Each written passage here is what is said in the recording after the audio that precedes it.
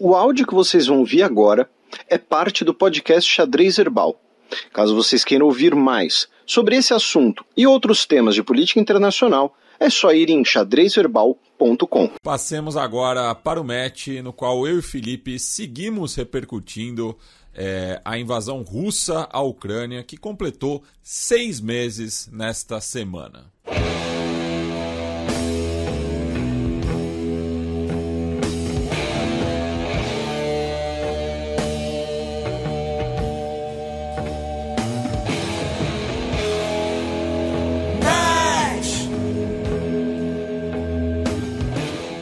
Usina nuclear de Zaporizhia é reconectada à rede de energia ucraniana.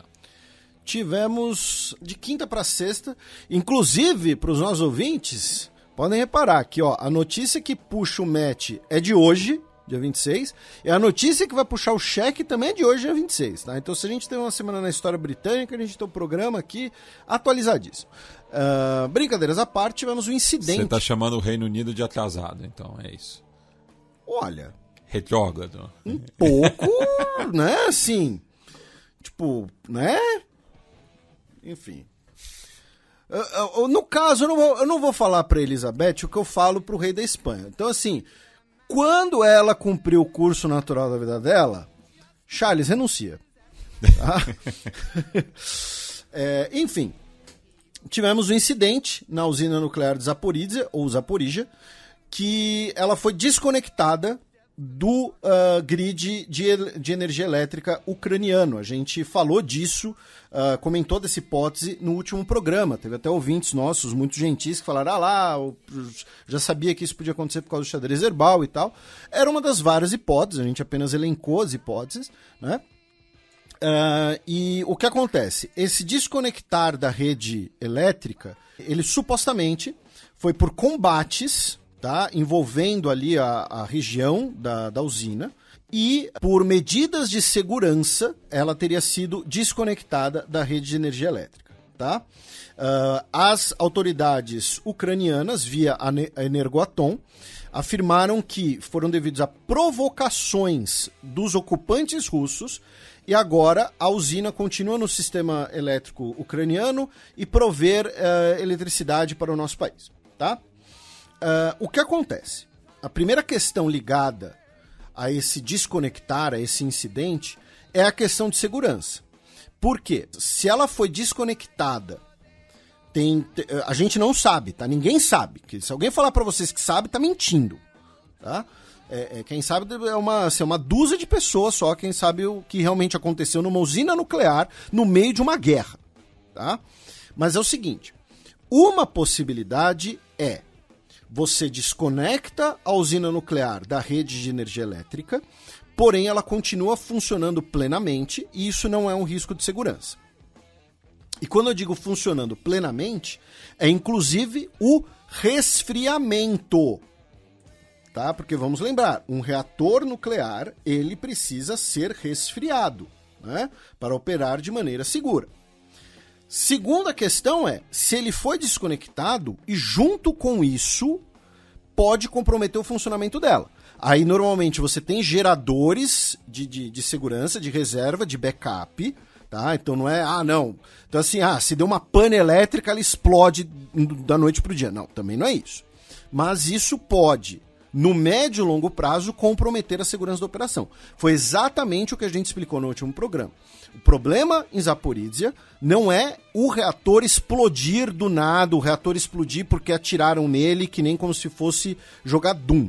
Tá? O problema é a deterioração das condições de trabalho.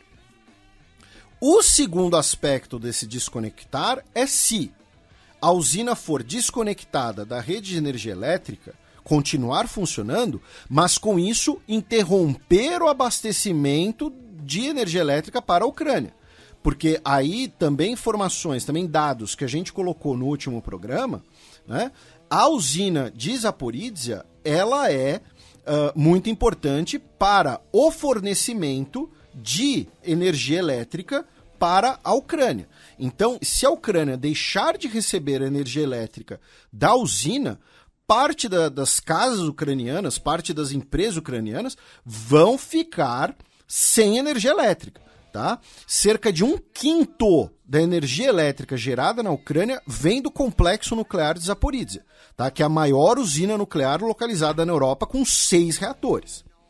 E junto com essa questão econômica, que é uma chantagem na guerra, claro, você também tem o aspecto, a possibilidade de a usina nuclear ser conectada à rede de energia elétrica russa, tá? Ser conectada ao grid russo, e aí a acusação vai ser de que a Rússia está roubando energia elétrica da Ucrânia, tá?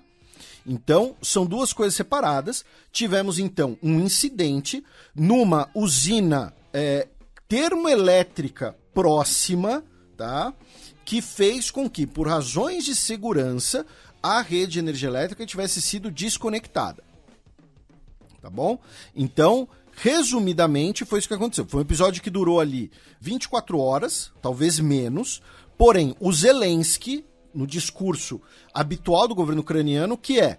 E isso daqui não é uma condenação, não é um julgamento moral. Ele está usando uma arma à disposição dele. O que a Ucrânia faz é falar, olha, os russos ocuparam Zaporizhzhia. Os russos estão colocando em risco uma área nuclear e isso pode representar um risco para toda a Europa. Pode gerar uma grande explosão nuclear, devastar a Europa, ser um problema para todo mundo, porque radiação, essas coisas não respeitam fronteiras, né? Isso é um exagero da situação? É uma possibilidade ínfima, mas principalmente é uma arma política da Ucrânia. E aí tem uma questão que eu não lembro, sinceramente, se a gente abordou ou não no último programa, mas acho válido a gente comentar, que é o seguinte.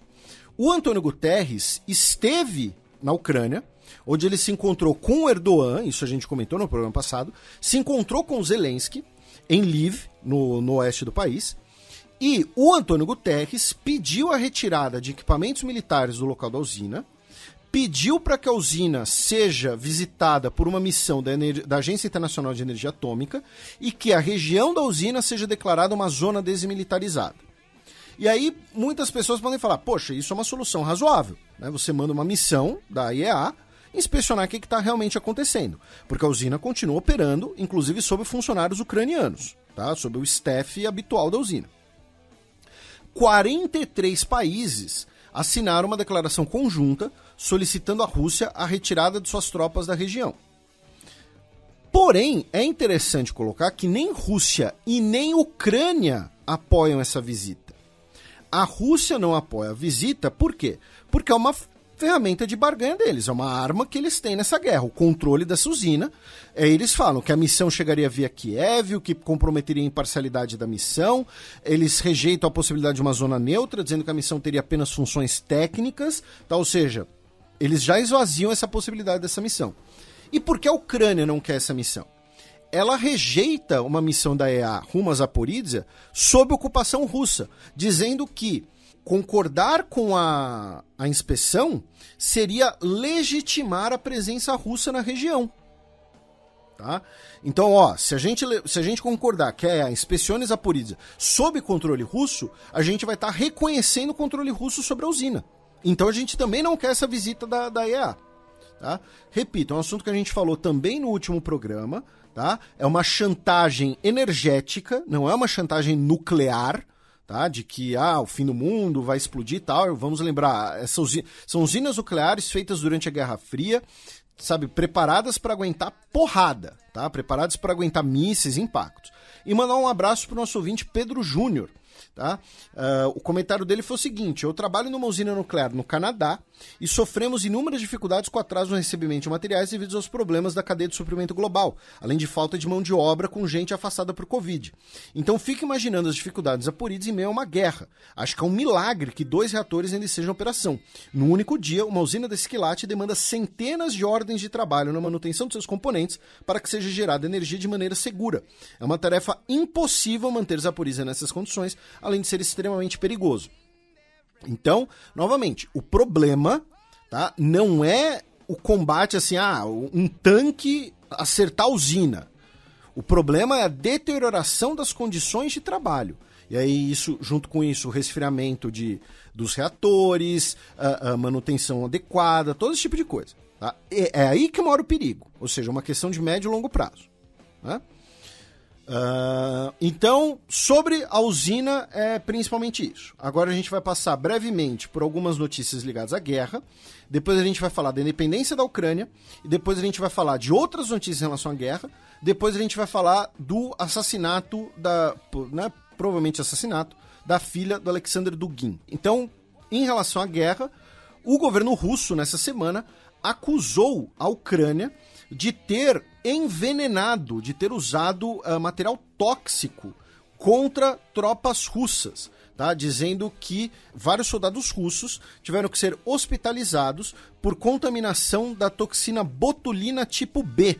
Tá? É a mesma do Botox, mas é claro, né, em quantidades diferentes, enfim, aplicações diferentes, tá? Mas, né, se você já ouviu falar em botulina antes, tá? É por causa do Botox. Né? E o governo russo, então, acusou a Ucrânia de terrorismo químico. Tá? Porém, o governo russo não afirmou em que condições teriam ocorrido essa contaminação. Segundo um integrante do governo ucraniano, as alegações russas são exageradas e, muito provavelmente, a contaminação veio do consumo de carne enlatada vencida, e o indício disso ficou ótimo, né? Mas o indício dessa possibilidade, segundo um conselheiro do Ministério do Interior chamado Anton Gerachenko, afirmou que as tropas ocupantes frequentemente saqueavam casas e lojas ucranianas, afirmando que as suas rações estavam vencidas e estavam podres. Tá? Então, aí uma troca de acusações novamente. Tá? Também tivemos um ataque com foguetes contra a estação de trem de Chaplin, na Ucrânia, que deixou cerca de 22 pessoas mortas. Segundo o governo ucraniano, as forças russas miraram deliberadamente em pessoas civis, incluindo uma das mortes era uma criança. Já o governo russo alegou que era um alvo militar legítimo, já que a estação ferroviária estaria sendo usada como parte da logística das forças armadas ucranianas. E a outra notícia em relação ao fronte é que o Ivan Shushko, ele havia sido nomeado para a administração da região de Zaporizhzhia pelas autoridades russas, ou seja, ele era um cidadão que, na visão dos ucranianos, um cidadão colaboracionista. Ele foi morto num atentado à bomba, tá? Ele deu partida no carro dele, o carro dele explodiu e aí ele morreu em decorrência dos ferimentos. Aí a gente falou de independência. Por quê? Na última quarta-feira, dia 24, a Ucrânia celebrou 31 anos de independência, né, após o fim da União Soviética, em 1991. Inicialmente estavam previstos algumas festividades, porém as autoridades de Kiev proibiram as festividades e comícios com receio disso fornecer alvos em potencial para ataques russos. Porém, como parte dessas celebrações, as autoridades ucranianas exibiram carcaças, exibiram ali os restos de veículos russos que foram destruídos durante a guerra. Também nesse contexto, o presidente Zelensky, né, fez ali um seu discurso de independência, dizendo que é um novo nascimento de uma nação, um renascimento da nação ucraniana. E aí eu vou lembrar, se a Ucrânia expulsar os russos, se a Ucrânia vencer essa guerra, enfim, muito provavelmente essa guerra vai ser chamada por historiadores nacionalistas ucranianos, fazendo um paralelo com a historiografia nacional de novos estados nacionais do século XIX, né, de uma guerra de independência. Tá? Eu já falei isso aqui não é exatamente um palpite, é um paralelo histórico. Eu estou pensando, por exemplo, especialmente no caso da formação do Estado italiano. Né? A Itália, ela chama 3 eventos de guerra de independência, os nacionalistas mais ferrenhos falam de 4, inclusive, né? Coloca a Primeira Guerra Mundial ali como parte das guerras de independência. Então, só para lembrar dessa formação de nacionalidade. Aí, meu caro Matias, nós vamos para outras notícias ligadas direto ou indiretamente ao conflito, começando pelo fato de que na Albânia tá? Nós tivemos a infiltração de 3 cidadãos russos em uma instalação militar que deixou 2 soldados albaneses feridos quando eles detiveram, né, os homens russos na estação militar de Granch. Segundo as autoridades albanesas, né, eles estariam tirando fotos. Uma das pessoas, inclusive, era uma mulher russa de 33 anos, cujo passaporte mostra viagens, assim, ela viaja frequentemente a países da OTAN. E lembrando que a Albânia tem uma base militar dos Estados Unidos na Albânia, inclusive. Então, muito provavelmente, um caso de espionagem, e nessa instalação militar, inclusive, é fabricada munição de armas, inclusive, de origem de padrão soviético. O governo ucraniano, nessa semana, acusou a Rússia de ter raptado mais de 1.000 crianças da cidade de Mariupol, que elas teriam sido, entre aspas, adotadas por famílias russas em regiões remotas da Rússia, como, por exemplo, no Krai de Altai, que fica lá na Sibéria. Né? Um abraço para o nosso querido Altai, né? do podcast Naruhodo, e que né? o termo Altai é muito ligado à identidade túrquica, né? Porque são as montanhas que ficam lá na região da Mongólia, da central da Sibéria. Então o governo ucraniano acusa Moscou de ter raptado cerca de 1.000 crianças que foram adotadas por outras famílias russas, lembrando que isso é um crime de guerra, tá? E isso pode ser parte de uma denúncia de genocídio, inclusive, né? Porque você pega a criança e você tira ela da identidade nacional dela forçadamente para criá-la sobre outra identidade nacional, sobre outra identidade.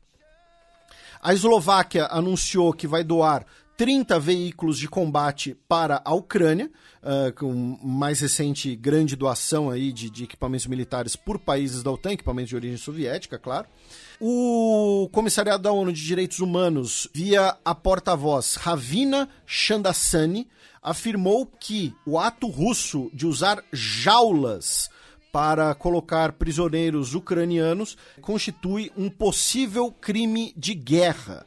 Segundo o governo russo, os prisioneiros precisam ser colocados em instalações construídas às pressas e, por isso, eles têm construído esse tipo de cela improvisada. Lembrando que isso, inclusive, também não é tão incomum no próprio sistema judiciário russo, né? O governo Biden anunciou aí um pacotão de 3 bilhões de dólares, mais um, em assistência militar para a Ucrânia. Inclusive, né, nós já temos notícias e imagens do uso de novos equipamentos dos Estados Unidos sendo utilizados na Ucrânia, como, por exemplo, os mísseis anti-radar, né, que é a sigla HARM, que aí vira um trocadilho, né, porque o acrônimo vira HARM, né, que é dano, danificar, né, mas é uma sigla HARM, tá? Homing Anti-Radiation Missile, acho que é um negócio assim, né, míssil anti-radiação guiado, porque anti-radiação no caso de anti-radar. Enfim, tá? O fato é, o governo Biden anunciou um pacotão de 3 bilhões de dólares em ajuda militar à Ucrânia, o maior até agora, e assim, aproveitando o que a gente falou antes, meu caro Matias, eu me pergunto o quanto os 40 milhões de estudantes poderiam se beneficiar de 3 bilhões de dólares, né? Pois é. Mas, enfim, o ex-prefeito de Yekaterinburgo, que é uma das maiores cidades da Rússia, o Yevgeny Roisman, ele foi preso sob acusação de descreditar as Forças Armadas. Por quê? Porque ele criticou a invasão da Ucrânia, ele é um opositor do Putin, e ele chamou a invasão da Ucrânia de guerra. Né? Não pode, é uma operação militar especial. Né?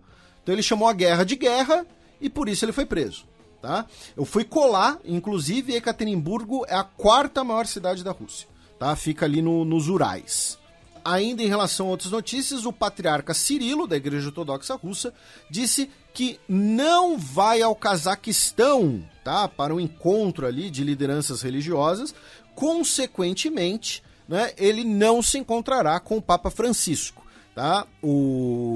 A Igreja Ortodoxa Russa será representada por uma delegação. Então segue o cisma. Segue o cisma, tá? Não é o fim do cisma. O cisma seria legal. Eu queria ver a solução do cisma em relação ao calendário. Porque, sei lá, alguém ia perder dia nessa história. Né? Ou os países ocidentais ou os países ortodoxos. O Boris Johnson fez uma visita à Ucrânia, agora na quarta-feira, dia 24. Ele que é o primeiro-ministro demissionário, né? Ele ainda é primeiro-ministro. Tá de aviso prévio. Tá de aviso prévio, né? E ele anunciou um pacotão também aí de ajuda militar, incluindo drones, munições. Ele foi fazer parte dos eventos, né, ali de uma celebração da independência da Ucrânia. Como curiosidade, ele tem mais 2 semanas no cargo, tá, gente? Só 2 semanas. Já é bem demissionário. E né, foi aí levar o pacotão de ajuda, encontrar o Zelensky, dar um rolezinho, pegar um sol e tudo mais. Ainda em relação ao conflito, um decreto do Vladimir Putin, válido a partir do dia 1º de janeiro, determinou o aumento das forças armadas russas. Tá? Elas vão ser expandidas em 137 mil homens para um total de 1,15 milhão de militares unindo todas as forças. Tá? Ainda não está claro como será a composição desses 137 mil. Então isso pode significar um aumento no serviço militar obrigatório, tá? Porque a Rússia tem serviço militar obrigatório, porém muita gente acaba ficando de fora. Tá? Aqui no Brasil é o clássico excesso de contingente. Né? Pode ser via isso, ou pode ser também via o aumento de pessoal regular, de soldados profissionais, de combatentes profissionais. Ainda não está claro. Porém, vai ser um aumento permanente. Não é uma convocação. Não é assim, o Putin está convocando uma galera para ir para a guerra agora. É um aumento permanente do tamanho das Forças Armadas russas. Tá? Lembrando que, atualmente, como oficialmente não é uma guerra e como não teve ordenado uma mobilização geral, apenas soldados profissionais voluntários podem servir na Ucrânia em teoria. Eu digo em teoria porque teve várias denúncias de que no início da guerra, conscritos tomaram parte da invasão. E, finalmente, a Letônia, tá, derrubou um monumento, um obelisco soviético que homenageava o Exército Vermelho por ter retomado Riga da ocupação nazista durante a Segunda Guerra Mundial. O obelisco tinha quase 80 metros de altura, ele foi derrubado, caindo inclusive no espelho d'água que estava ali do lado. O vídeo levanta ali bastante água, faz um barulhão e tal. E retiraram esse obelisco em homenagem ao Exército Vermelho, que tinha inclusive ali uma simbologia soviética. Foi construído em 1985. E ele era alvo de críticas desde a independência em 91. Seguindo o exemplo da vizinha Estônia, né? Mas que daí foi de uma maneira mais generalizada, né? E aí, meu caro Matias, eu quero abordar aqui um assunto que eu abordei nas redes sociais, eu abordei na coluna Gazeta, e muita gente compartilhou até o fio lá que eu fiz no Twitter e tal. Um abraço aí para todo mundo que compartilhou, todo mundo que elogiou, porque eu queria falar um pouco da questão do Alexander Dugin, né? Porque a filha dele, a Daria Dugina, foi morta num atentado à bomba, né, no último final de semana, perto de Moscou. O alvo, inclusive, do atentado, supostamente seria ele mesmo, tá? Porque o que foi explodido era o carro dele, inclusive. Eles estavam juntos num evento chamado Tradição e ele decidiu voltar em outro veículo, enfim, alguma coisa do tipo. Vamos lá. Primeiro, a gente não vai ficar aqui se debruçando sobre as possibilidades, as hipóteses em relação ao atentado, né? Então, assim, avisava o pai, avisava a filha... aí o governo russo, né, via o FSB, Agência de Inteligência Federal, falou que foi uma agente ucraniana chamada Natalia Vovk. Aí um político de oposição, né, ao Putin, chamado Ilya Ponomarev, disse que o atentado, na verdade, foi obra de um grupo chamado Exército Republicano Nacional, que é de oposição ao Putin. Aí tem gente que fala que ela, na verdade, ela não teria morrido, né? Que pode ser tudo uma grande farsa, porque supostamente não teria tido autópsia, porque os restos mortais teriam sido afetados. Enfim, tem, né, 200 teorias, 200 possibilidades e não sabe, tá? A real é essa, não sabe, né? Por que ela foi assassinada? Ela foi assassinada pelos ucranianos por ser filha de um ideólogo nacionalista russo, e ela é uma nacionalista russa, né? Inclusive, recentemente ela estava nos territórios ucranianos ocupados produzindo material de propaganda. Ela foi morta por opositores do Kremlin, por desafetos do próprio Dugin, é uma farsa, é uma bandeira falsa, né? Para justificar algum expurgo interno, alguma coisa assim. Enfim, a gente não sabe. O fato é, ela tinha um papel como propagandista, né, e ideóloga, e filha de um ideólogo, de um filósofo neofascista, Alexander Dugin. E o que eu queria abordar um pouco aqui, e os nossos ouvintes talvez tenham percebido, a gente fala muito de Rússia, a gente fala muito de espaço pós-soviético, modéstia à parte, a gente faz uma cobertura com muita qualidade nesses temas, porque a gente estuda bastante esses temas, não é de hoje, não é só por conta do Xadrez Herbal. Então, assim, a gente, eu acho que quase nunca falou do Alexander Dugin aqui. Por quê? Porque o Dugin, ele tem importância, ele tem capilaridade como um grande articulador de movimentos nacionalistas, de movimentos de extrema-direita. Ele tem capilaridade em parte do Estado russo, inclusive. As obras dele são lidas em academias militares, ele é amigo de generais, ele já foi conselheiro de políticos importantes, tá? Ele já teve posições acadêmicas.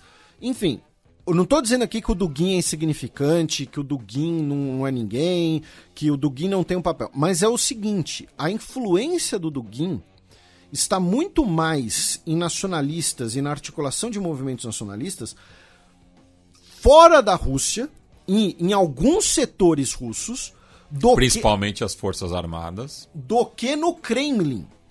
E o meu grande problema essa semana são as manchetes das matérias, ou repetitivas, ou preguiçosas. Eu vou falar, o Dugin é o grande conselheiro do Putin, é o cérebro de Putin, é o ideólogo do Putin. Tal. Sendo que ele ter influência é uma coisa, ele ser próximo ao Putin, um grande influente de Putin, vai um pélago de distância, tá?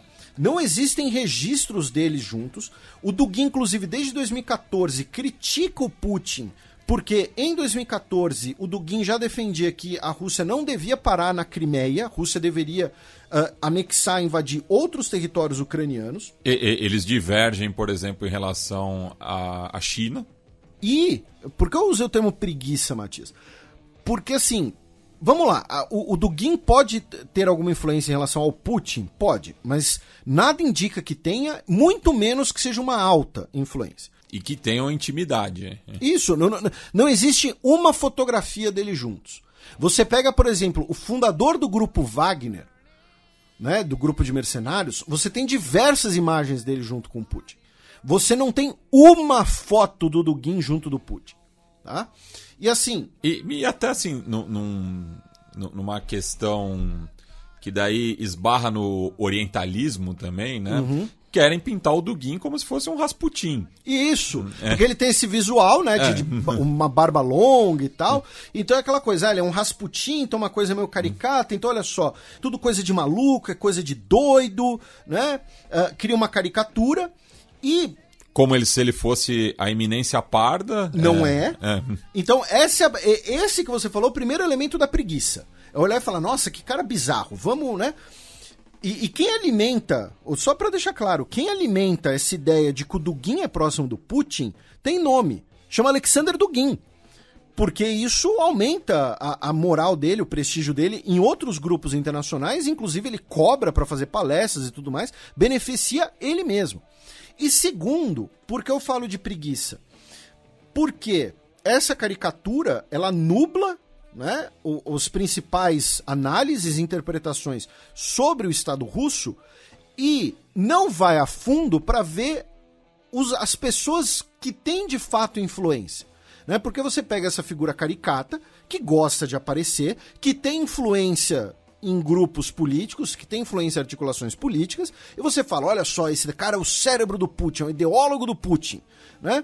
E aí você ignora, por exemplo, e aí o nosso ouvinte vai ouvir nomes que ele já ouviu aqui antes. Que eu, por exemplo, a minha primeira colaboração na Gazeta, lá em 2018, foi falando desses nomes como do putinismo. O primeiro deles, quando a gente fala de guerra na Ucrânia, o nome que a gente tem que ter em mente, e que é impressionante como ele ainda é desconhecido no Brasil, inclusive alguns setores de relações internacionais, de pesquisas, pessoas que estudam o assunto, é o nome do Sergei Karaganov, que é, ele sim, uma pessoa próxima do Putin, muito próximo do Sergei Lavrov, é uma figura importante também em círculos acadêmicos, e ele é o formulador da doutrina Karaganov, que é a doutrina de política externa que tem guiado as ações russas basicamente nos últimos 20 anos. Tá? Talvez até... vamos colocar 20, né? Que é o seguinte, olha, quando a União Soviética acabou, várias populações russas ficaram de fora do território da Federação Russa, são territórios que historicamente estavam conectados à Rússia, seja pela União Soviética, seja pelo Império Russo. Então, usando a defesa da identidade russa e dos direitos dessas populações russófonas, a Rússia tem a obrigação de defender esses direitos e de interferir quando necessário. É a racional que estará por trás, por exemplo, da invasão da Geórgia em 2008, da anexação da Crimeia em 2014 e de diversas ações em relação a países bálticos, em relação ao Cazaquistão. O Sergei Karaganov é um dos autores do famoso discurso do Putin na Conferência de Munique de 2007, e vocês podem ver ele falando da guerra na Ucrânia atualmente. Por exemplo, teve uma entrevista recente dele no New York Times, em que ele fala, basicamente, tudo que aquele discurso, né, do Putin, de que a Ucrânia é um estado artificial, que foi criado pelo Lenin, essa parte do criado pelo Lenin nem tanto, mas em relação ao Karaganov, tá? Mas de que a Ucrânia é um estado artificial, de que essas populações são russas, de que a Rússia tem esse direito e tudo mais, ele é o grande formulador. Ele é o mentor dessa doutrina de política externa. Quando a gente fala internamente, meu caro Matias, a visão ideológica sobre identidade ucraniana, que não existe ucranianos, tá? Existem russos que se acham ucranianos, e toda a articulação do putinismo como movimento de massas, a formulação do Rússia Unida como partido, aí o nome é Vladislav Surkov, que ocupou diversos cargos no governo russo, e principalmente, até o início de 2020, ele era conselheiro da presidência russa, tá? Oficialmente. E aí o que não vão faltar são fotos e imagens dele junto com o Putin. E, repito, ele é um dos formuladores ideológicos do putinismo e do Rússia Unida como movimento de massas. Ele foi vice-primeiro-ministro russo, foi conselheiro da presidência. E olha só, olha a frase que ele escreveu pouco antes da demissão, meu caro Matias. Me diga se você precisa de Dugin quando você tem um cara no gabinete ao lado do Putin escrevendo isso aqui. A coerção pela força é o único método que historicamente provou sua eficácia em temas ucranianos. Não acho que algum outro será inventado. Tá aí. É isso. Então, assim, o Surkov que teve a denúncia, né, de que ele teria sido, inclusive, colocado em prisão domiciliar por ter supostamente desviado verbas que teriam sido direcionadas para construir uma rede de apoio à Rússia dentro da Ucrânia, supervisionada por ele, inclusive no início desse ano, que ele teria sido colocado em prisão domiciliar. E, finalmente, um nome que eu também destaco, lá naquele texto de 2008, já trago aqui de novo, recentemente ela deu uma entrevista no canal 4 britânico, é a historiadora e ex-deputada Natalia Narutinskaya. Ela, como historiadora, ela critica a federalização do antigo Império Russo por Lenin, ou seja, aquela argumentação de que a Ucrânia foi criada pelo Lenin, uma das origens é ela, é obra dela. Tá? Ela provavelmente não tem uma influência direta ao Putin, mas ela tem uma capilaridade no Estado russo agora entre diplomatas, entre o Ministério de Relações Exteriores. Ela defende a unificação de terras russas, ela renega o internacionalismo da política externa do período soviético e busca resgatar o que ela chama de princípios russos da política externa. Que é o quê? É a política externa do Império Russo, pan-eslavista e ortodoxa. Ela recentemente deu uma entrevista no canal 4 britânico. Então, assim, é um tema que a gente já tratou aqui várias vezes. É um tema que a gente estuda para falar aqui no programa, tá? Então, assim, você falar o Alexander Dugin é o cérebro do Putin, primeiro, é uma superficialização. Segundo, é uma caricatura com tons de orientalismo, como o Matias destacou. Terceiro, é preguiça. E quarto, impede você ir buscar os nomes realmente influentes, o que essas pessoas estão falando, o que essas pessoas estão tratando. Tá? Então acho que isso é mais interessante a gente falar. De assassinar a filha do Dugin tem impactos, especialmente em relação a questões de identidade, questões de propaganda, questão de articulação de grupos de extrema-direita, sim. Mas daí ele ser o ideólogo do Putin, o cérebro do Putin, é uma superficialização. E antes que alguém fale, Felipe, você está falando isso para passar pano para o Putin. Não, eu acabei de ler uma frase do Surkov que é tão absurda quanto, que defende claramente a coerção pela força em temas ucranianos. Eu não estou dizendo que o doidão não influencia o Putin, só influencia o Putin gente legal. Não, estou dizendo que gente muito mais articulada, presente no Estado e com visões de política externa, do papel da Rússia no mundo, que influenciam o Kremlin. Tá? Então fica aí essa enxurrada, não é nem enxurrada, foram 3 nomes só que eu destaquei, para quem quiser procurar e tal, enfim. Sei que tem muitos ouvintes nossos que estudam temas russos, seja na faculdade de História, seja em Relações Internacionais, fique à vontade para mandar os seus e-mails, seus complementos, né? contato@xadrezherbal.com.br, tá? Não, é só .com. Contato. Agora eu estou na dúvida sobre o meu próprio e-mail. É .com. .com. O Xadrez Herbal é muito internacional. Por causa do WordPress, na verdade. Mas no contato tem uma filtragem, né? A Camila faz uma filtragem, um abraço para ela, nossa querida Camila Madri. Mas aí os e-mails, né? Alguns e-mails ela me repassa, tá bom? Eu digo filtragem porque, por exemplo, aí eu vou aproveitar. A filtragem não é por causa dos nossos ouvintes, não, tá, gente? É porque, assim, vocês, o pessoal aí da assessoria de imprensa, põe o e-mail na lista de mailing, aí por dia a gente recebe uns 5 e-mails, assim, com o título: sugestão de pauta, anúncio de evento, alguma coisa assim, e é umas coisas que não tem nada a ver com o Xadrez Herbal. Tá? Tem nada a ver com política internacional, então vocês dão uma segurada aí, me tira dessa lista. Mailing é foda, né?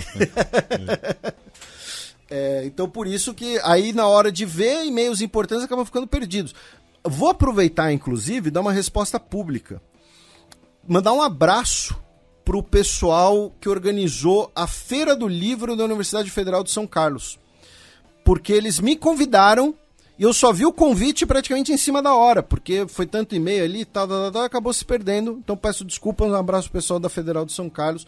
Por favor, não considere uma desfeita, foi mais desorganização, enfim, coisas que acontecem.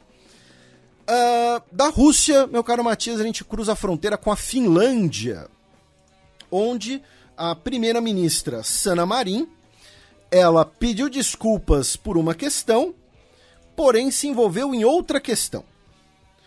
Porque o que acontece? A gente falou semana passada, né, que revelaram um vídeo, né, publicaram um vídeo particular da Sanna Marin, primeira-ministra da Finlândia, a primeira-ministra mais jovem do mundo, né, no momento particular dela, tá, em horário de folga, fazendo uma festa com amigos e dançando e tal, e curtindo.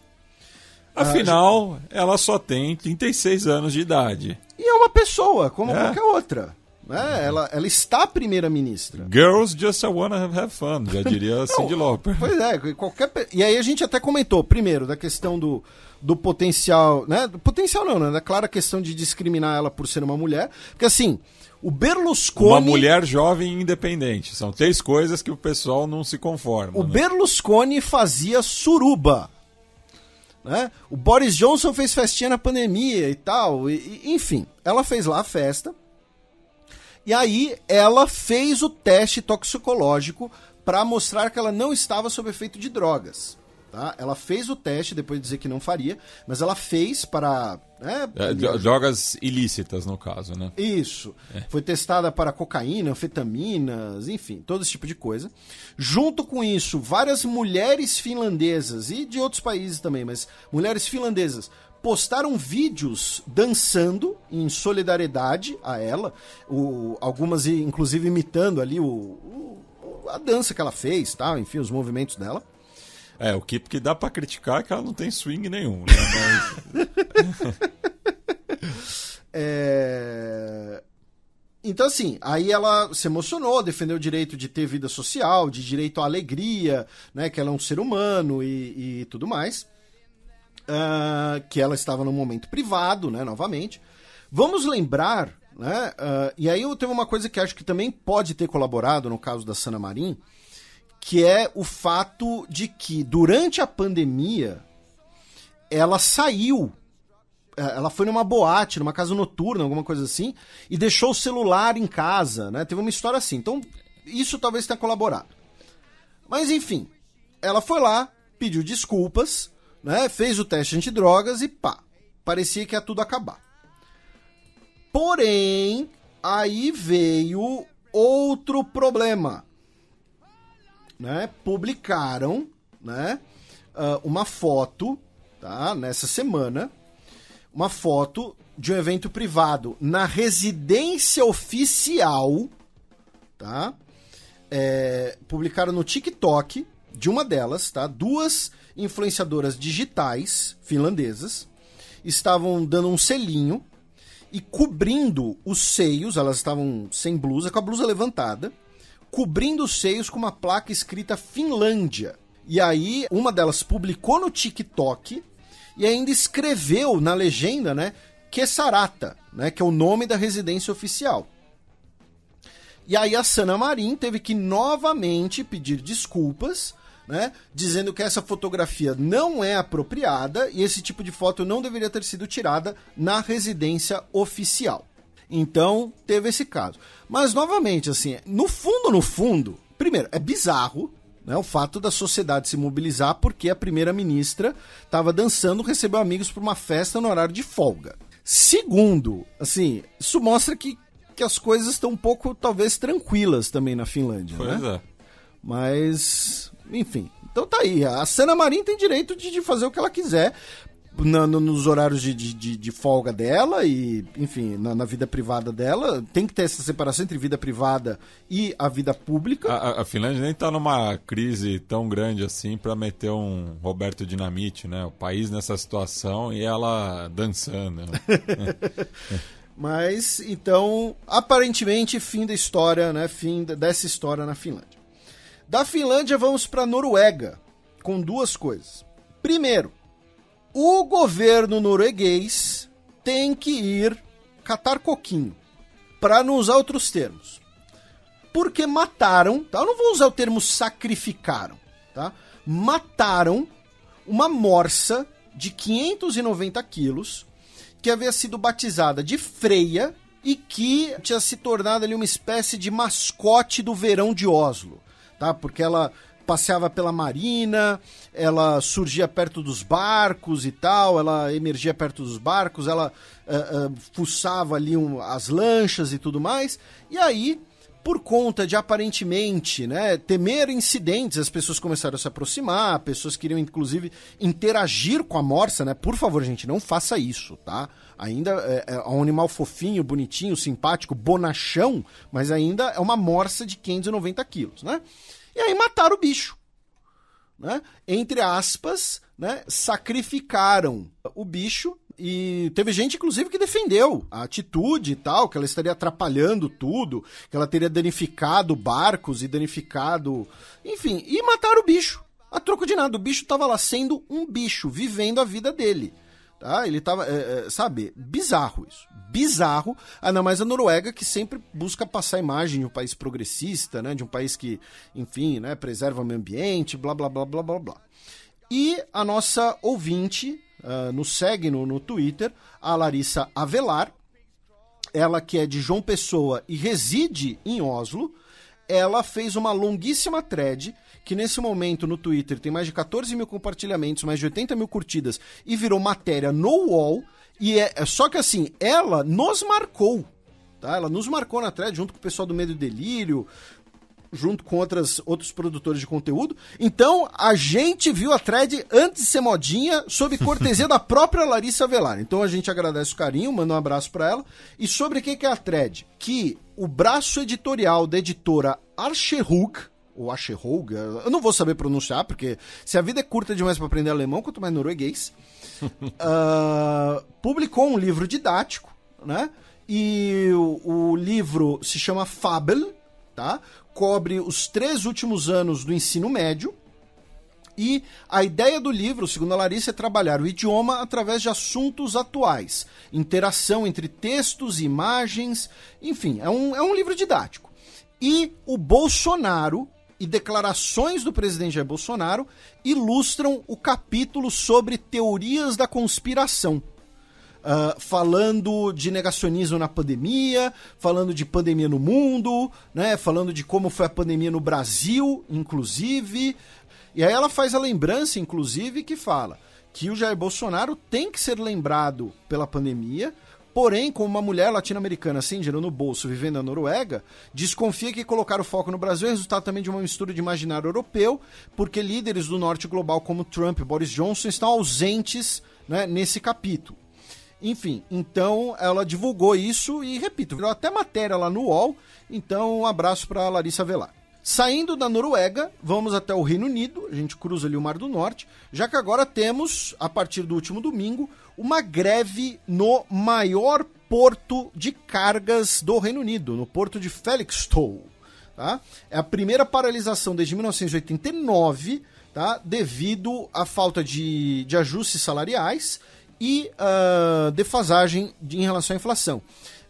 Esse mês está sendo chamado de mês das greves no Reino Unido, porque a gente já falou de greve de trabalhador postal, trabalhador ferroviário, né? Teve greve dos trabalhadores de ferries, né? De navios que fazem travessia com passageiros por conta daquelas demissões em massa, né? Então é o mês das greves aí no Reino Unido. O Reino Unido também anunciou que vai aumentar, que vai facilitar a deportação de albaneses do país, mesmo que tenham filhos nascidos no Reino Unido. Tá? Afirmando... É um recado para Dua Lipa, assim? E, inclusive, essa semana teria tido um número recorde de albaneses tentando entrar no país pelo Canal da Mancha. Falando em pessoas buscando asilo, né, ou refúgio, ou apenas melhores condições de vida, a gente volta, né, sai do Reino Unido, vamos para os Países Baixos, onde os Médicos Sem Fronteiras afirmaram que um centro para pessoas buscando asilo em Ter Apel, um bebê de 3 anos faleceu devido a condições insalubres do centro e condições desumanas, termos dos Médicos Sem Fronteiras, infelizmente. Dos Países Baixos, vamos para a Alemanha, onde o Olaf Scholz negou que teria ajudado um banco Warburgo a evitar o pagamento de milhões de euros em impostos quando ele era então prefeito de Hamburgo. Tá? Ele negou qualquer influência nos procedimentos fiscais, dizendo que a administração tributária agiu com total autonomia.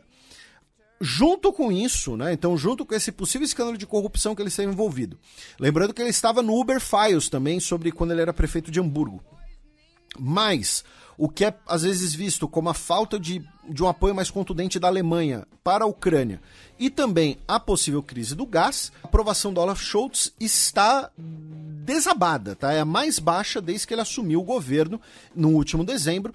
O governo dele tem 25% de aprovação apenas, tá? 25% de aprovação apenas, tá? Em março, por exemplo, ele tinha 46%. Também em relação ao gás, a Alemanha aprovou que por 6 meses haverá um limite para o aquecimento em prédios públicos, tá? Para economizar gás e evitar uma necessidade de racionamento, uma necessidade ali de comprar mais gás devido ao problema de abastecimento com a Rússia.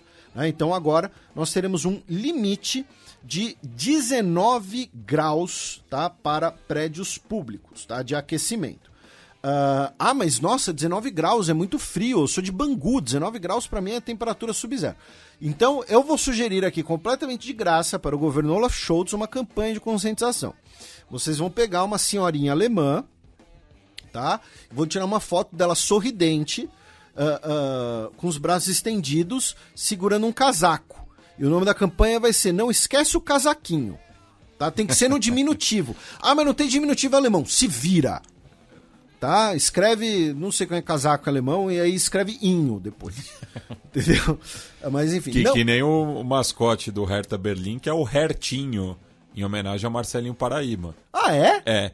Isso é sério? É sério. Não, eu não ia inventar isso em 5 segundos. Não sei. O senhor é uma máquina. Eu não tenho essa capacidade criativa. O senhor é uma máquina. Então, vamos ver aqui. Casaco em alemão é Mantel. Então leva o mantelinho. Mantelinho. Pronto, mantelinho. Então, pronto. É a campanha de conscientização que eu sugiro. E falando ainda em temas energéticos também na Alemanha, a Alemanha inaugurou a sua primeira linha de trem movida a hidrogênio, né? Serão aí 14 trens construídos pela empresa francesa Alstom, né? A mesa que fez vários trens aqui do metrô de São Paulo. Um abraço para o nosso querido ouvinte José Serra. Não tô dizendo nada, tá? Você fez uma risada aí de o processinho vem, mas eu só falei Alstom e mandei um abraço, só.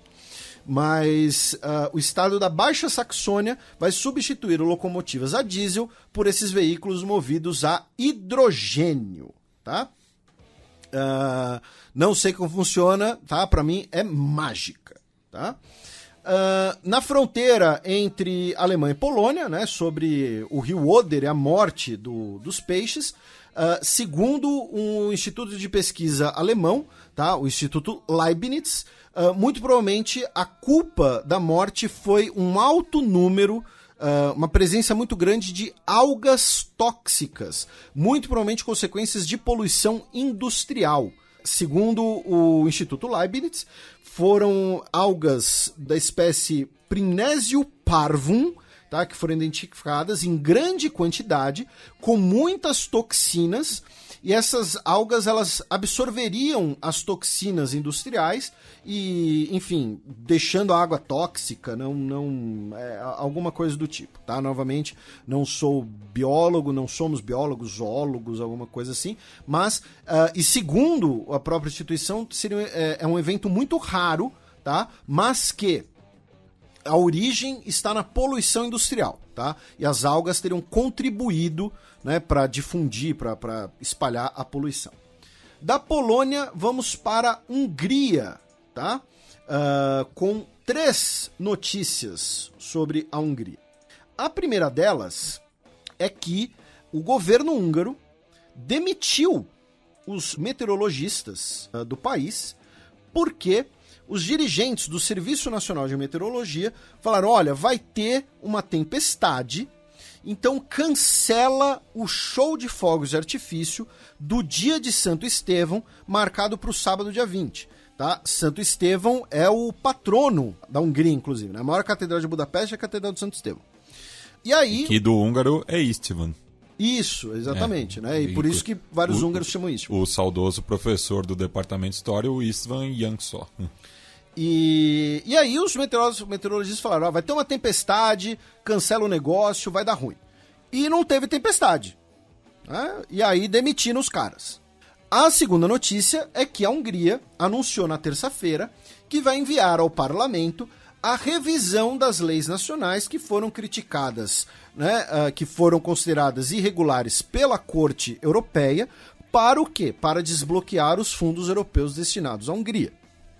Em bom português, peidaram, né? Porque na hora que você aperta no bolso, né? Polônia e Hungria, a gente já explicou aqui várias vezes, tem gente que fica bravo, não adianta, mas Polônia e Hungria são governos nacionalistas que falam: a União Europeia é isso, a União Europeia é aquilo, a gente tem autonomia, vai fazer nossas leis, mas são os dois países que mais recebem fundos da União Europeia, e na hora que esses fundos foram cortados, eles foram lá e tiveram que ceder, né? Porque quando dói no bolso.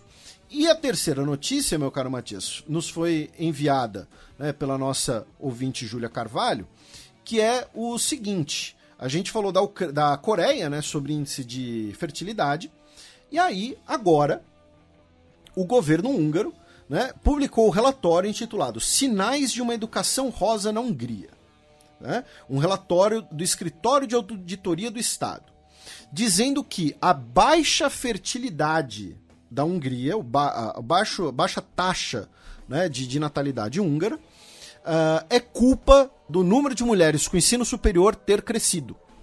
Então, em vez de ficar em casa querendo ter filho, agora ela quer estudar, ela quer trabalhar, ela quer ter uma carreira. Ter uma carreira e tal. Então, aí você tem menos filhos e isso é um problema. Então, o problema é culpa delas. Tá? Então, assim, basicamente esse é o cálculo. Pra que mudar, né, a lei de licença paternidade, por exemplo, né? Da Hungria, vamos para a Itália, com uma história muito curiosa, que circulou muito nas internets, a gente só vai registrar aqui, né, mas que criaram, uns golpistas, criaram lá o Estado Soberano Antártico de San Giorgio. né?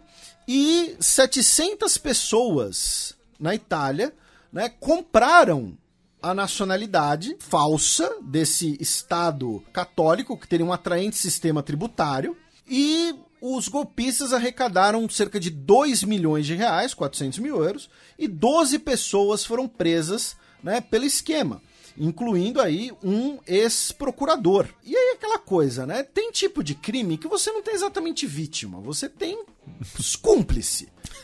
Né? Porque o cara comprou o passaporte do Estado soberano antártico de San Giorgio porque ele acreditou lá nas promessas, que teria menos impostos, que teria isenção fiscal, que bababá. Todo dia um malandro e um mané saem de casa, né? Não, com a internet não precisa nem se encontrar mais. Facilitou demais. Pois é. Então, assim, nesse caso aqui, eu não vou ficar com dó, não. Tá? Porque nesse caso aqui as pessoas eram, né? Cruzamos o Adriático, vamos a Montenegro, né? Já que aquele embate, né, envolvendo a presença da Igreja Ortodoxa Sérvia, né, a autocefalia de Montenegro, nós tivemos agora uma moção de desconfiança contra o governo do primeiro-ministro Dritan Abazovic. Tá? Foi proposta no último sábado e o governo de Montenegro, então, foi retirado do cargo. Agora, alguém pode se lembrar, poxa, Felipe, vocês já falaram, né, que o governo de Montenegro sofreu um voto de desconfiança recentemente. Sim, ele estava no cargo desde 28 de abril, tá? Né, pela mesma crise. Tá? Então, assim, você tinha... É um déjà vu. Ok. Não, foi boa, eu só fiquei meio em choque.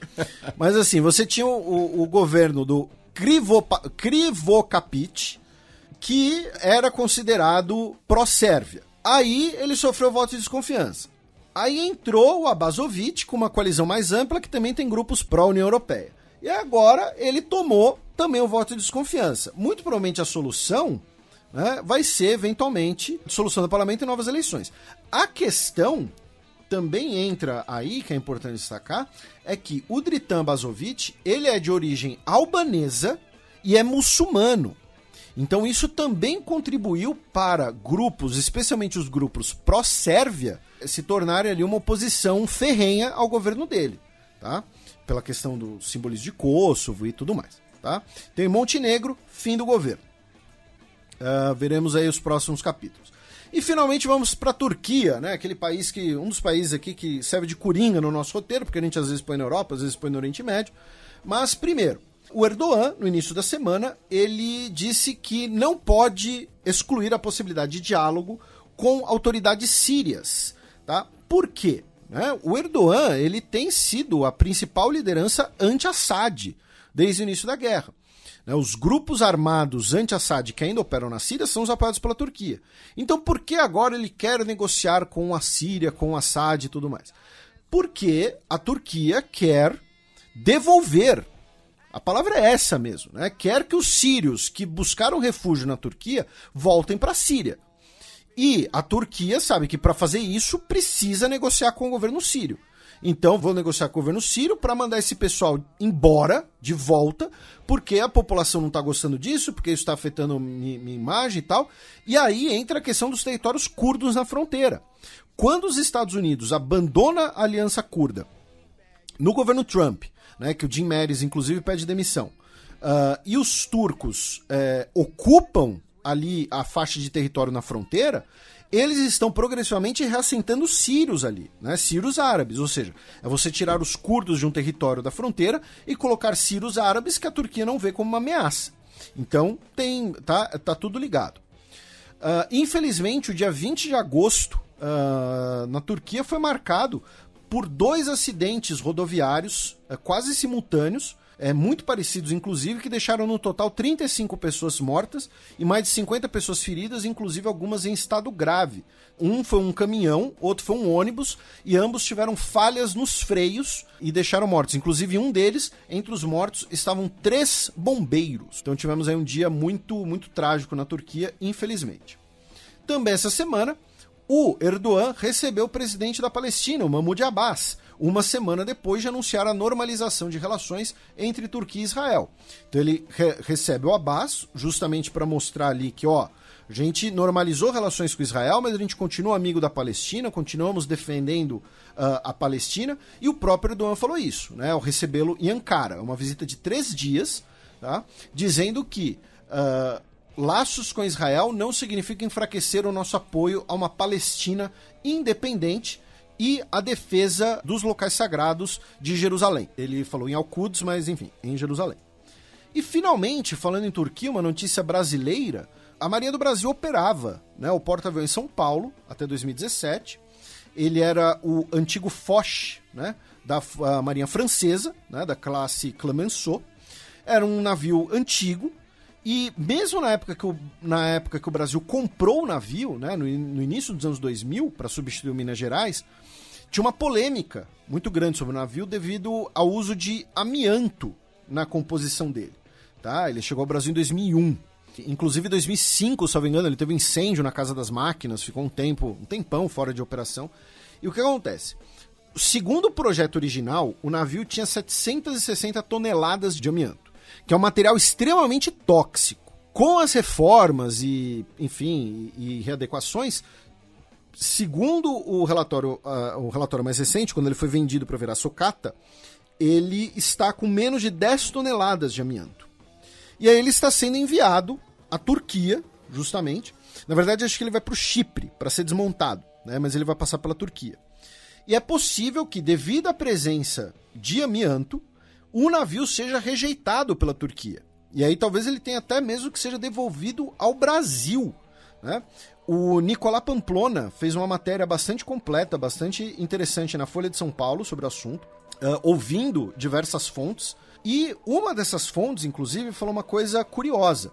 O Alex Christo Brahov, que é advogado da Cormac Marítima, diz que não importa a quantidade de amianto na embarcação, já que a Convenção da Basileia, da qual o Brasil é signatário, proíbe a exportação do material.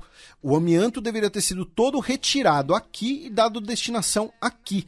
Então, é um caso que tem sido acompanhado pelo Greenpeace, envolve também interesses econômicos, né, já que o navio ele foi comprado para ser sucateado, né, você paga para depois reaproveitar o material, ele foi comprado por 10 milhões de dólares para virar navalha, na gíria, então, virar gilete, né, para falar, enfim, é a marca, mas o que eu posso fazer? É o product placement aí, né?